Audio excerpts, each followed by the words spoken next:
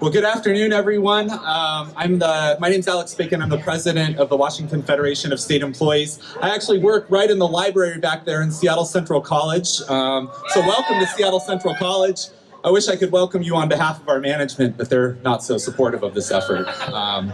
So at our membership meeting back in March, we educated our members about this attempt to raise taxes on wealthy people to pay for housing. We had about 40 people there at North Seattle College, and not a single one of them really had a question about it. It just makes sense, right? People don't have houses in this city. People like Jeff Bezos have so much money they don't know what to do with it. We should tax them to build more housing.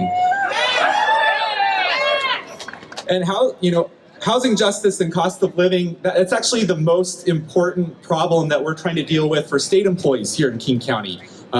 You might not realize this, but all state employees are paid the same wage no matter where they live in the state of Washington. So high cost of living areas like Seattle, workers don't get anything more than in lower cost areas. And on top of that, we went 7 years without a raise because the state of Washington dealt with the recession on working people's backs.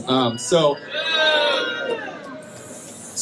many of my coworkers here at Seattle Central, they're not here today because they live an hour and a half away, right? Because they can't afford to live in Seattle. And that's like a good scenario.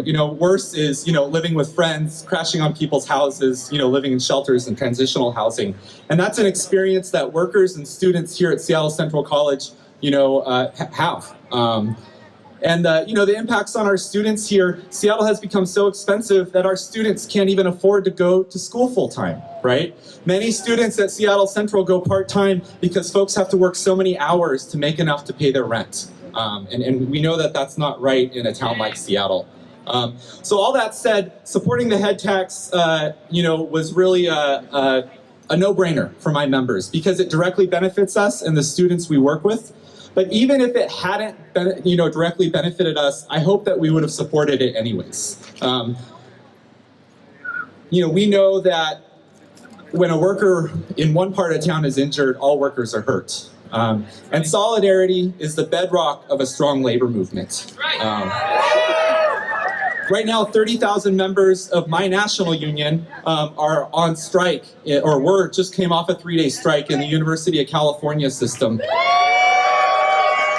They held a courageous 3-day strike up and down the state of California, striking 10 different universities and 3 medical centers. Another 20,000 members of other unions came out and joined them for 2 days, right? They're striking for equity and pay for people of color and women, to fight subcontracting, and to protect their pensions.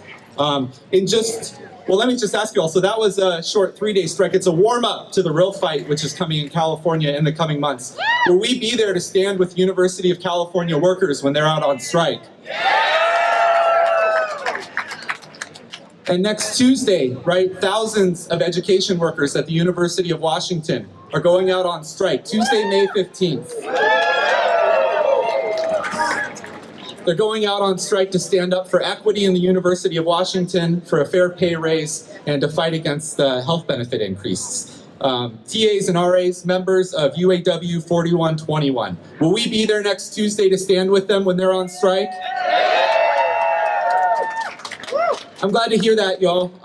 Solidarity, the willingness to stand with others, even those you're not yet in relationship with, but because we can see our own struggles and theirs. This is the kind of movement, the kind of labor movement we need, right?